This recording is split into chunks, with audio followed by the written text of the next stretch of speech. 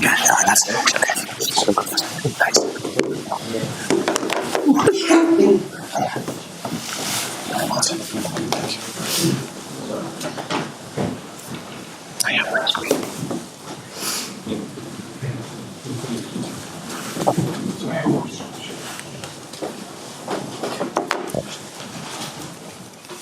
Scott, do you want to start us off? Yeah, you've had some very enjoyable evenings, I imagine, Newcastle manager. That must be right up there, watching your side play like that at Old Trafford. Yeah, I think so. I think we know the hurt this fixture's had for us historically. It wasn't lost on us. You know, we didn't necessarily use that with the players, but psychologically that was a big step forward for us today. I think we need to win games like this to achieve what we want on a regular basis. So sometimes you need to do it to believe you can do it, and I thought we managed the game really well. I thought we played really well in the first half, so I was delighted with the team. And you talk about that first half there. I mean, you know, that felt like Newcastle kind of right back to their best, swarming all over them, you know, creating lots of chances. Is that felt like as good as you've been all season? Yeah, I think for probably half an hour of that first half, yeah, I'd agree. Every game's different, and the challenge is always difficult, even at 2-0. You need the third goal. We didn't get it. We had chances to grab it. That second half's on a knife edge. If they score, the game can change quickly. So I thought we showed good maturity. I thought we didn't play to the heights that we did in the first half, but we were still effective and saw the game out well.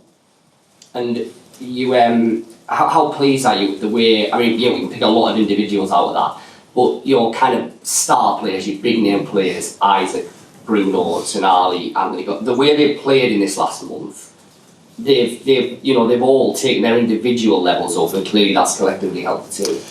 Yeah, no, I'd agree with that, and I think we knew at the early season our form was patchy. We weren't at the levels that we know individually and collectively that we needed to be. It was frustrating for all of us because we were waiting to sort of hit the ground running, and we were determined to try and do it, but for whatever reason we couldn't find the missing ingredients that transformed our performances to where they need to be.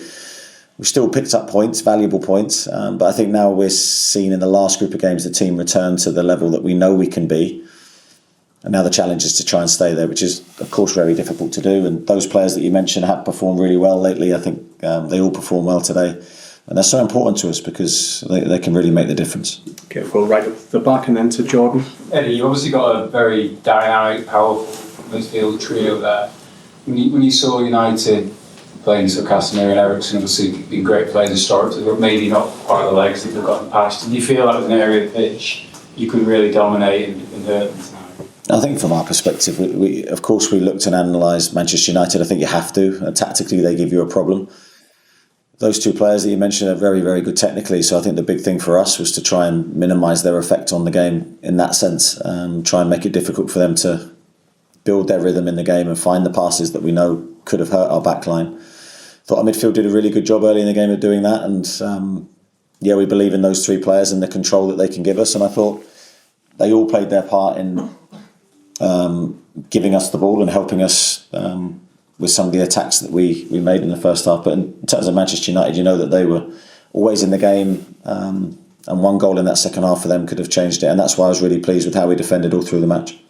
Thank you. Go to Jordan, Dominic and then Lee Ryder. It's 4 wins in a row in the Premier League, 13 goals scored without reply. What has clicked since that Brentford? I think a whole host of things. I don't think it's one thing.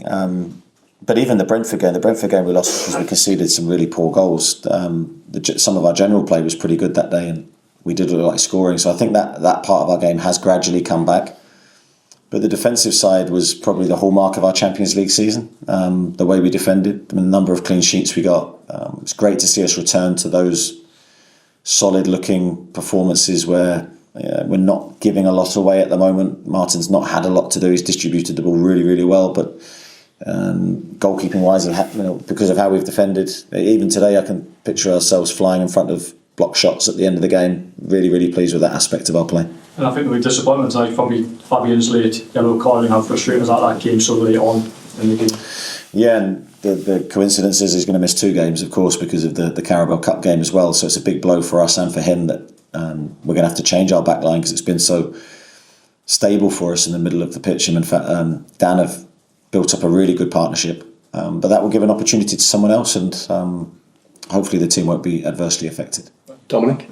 You said yourself previously one of your favourite things as a manager is to work with players, improve them. In that respect, is Lewis Hall always been a perfect player for you in 2024 when you look at where he started the year compared to where he is now? Yeah, he's made great strides. I mean, the assist today was a really important moment. We needed to start the game well. His cross, I think, took a slight deflection, but it was a really good piece of play from him and Anthony. And Alex is in the right place to finish it off. I think Lewis has continued to improve. He's played with a really level head every game. I don't think you see a change in him. He's very, very solid. Delighted with the progress he's made. The challenge is for him is to continue that evolvement in his game. A month ago, you failed to register a shot against Crystal Palace, and tonight, 45 minutes, 10 players, all the outfield players had either created a shot or had one. And in some ways, was that Palace game a wake-up call or a turning point in your season in an attacking sense? I don't know. I think the Crystal Palace game, if we'd have won that game, would have been a great performance, and we were a minute away from doing it. So I always look back with that with different eyes, slightly to how other people see it. And I understand the criticism we got after that game, but sometimes the scoreline does directly influence how you play, and I felt that was the case that day. But I do think we've seen a big, steep upward curve since that game. I think we're looking like we're playing with a lot more freedom, a lot more expression, and that's great to see. Okay, we've got three more. We'll go Lee, Craig and then Chris to finish, please. Eddie, you talked before the game about how important the confidence was, but the good thing about the first goal seemed to be that there was an expectancy from your own players that you were going to have a good start and you were determined to get off to flyer. Yeah, I think we always had that intention. We had that intention early season, but for whatever reason we got in a nasty habit of conceding the first goal, and when you go away from home that makes your life twice as hard as, of course, the other way round, which we've done in recent weeks, where we've been the team, the aggressor, the team that scored the first goal, and it just lifts everybody. So really pleased with the start of the match. The first half an hour, as I say, was very, very good. We couldn't maintain that really in the manner that we had played early in the match, but I thought Manchester United made it difficult for us. And obviously it could have been more from the chances created. Is that the next sort of step for the team now to come away and get a really convincing win? Of course, that's what we want, but it's easier said than done. I think that the next stage for us is to keep very, very focused on the next step and the next game. Tough run of games for us. We now go to Tottenham. That won't be easy. And of course, then Arsenal's on the horizon in the Carabao Cup. So exciting games for us. Really great challenges. But we've started that period of away games in a great fashion. Just one on. Obviously, you mentioned that Fabian Schar is going to be missing now. How close is Sven Botman now to a return? Yeah, he's getting there. He's had a period of training which we knew he needed. He's had a little bit of illness in the last few days. Hopefully he'll get over that pretty quickly. And yeah, we have, I think, depth in the squad that can cover any absentee. And hopefully that's the case with Fabi. Thanks, Lee. Craig? Just quickly, continuation of that. Does Sven have any chance of filling that void with Fabian being out for 2 games? Yeah, Sven will be in and around, my thinking for sure, as well as a few other players. Emil Kraft won't make it back in time for the next game. But apart from that, we should have everyone available. Just by extension, when Sven comes back in, a lot's been made about that, but the natural assumption is he would come in for Dan Burn, potentially that's a position. But how can you leave Dan Burn out on the back of nights like tonight when the season as a whole he was imperious today? Yeah, I think as long as Dan continues to play in the way that he has this season, there's no way you can contemplate losing him from the back line. It's not just how he's played, but it's how he leads, and his understanding of what I need the team to do, I think, is at the very highest level. And I think Dan's been magnificent this year in every respect. But he needs to keep his level, and I think he knows that. He's got, and not just Sven Botman, but Lloyd Kelly and other defenders that are waiting for their opportunities. And that's the beauty of the squad at the moment. I think when you look at the bench, we have players waiting to play and to show their qualities. Thank you. Chris to finish. Eddie, you described the second one. It's a big step forward. Newcastle came here as the bookie favourites and with expectation on them, which is not something really has been in the Premier League era. How important was it the players managed that, and how did they manage that sort of expectation? Yeah, I think that's, and again, another thing you have to overcome. The expectation part of the game. Now, for me, I wasn't aware of that, but I know there being an expectation internally. There always is from us that we want to win every game, regardless of who we play. And I always say we respect the opposition, but we don't fear anybody.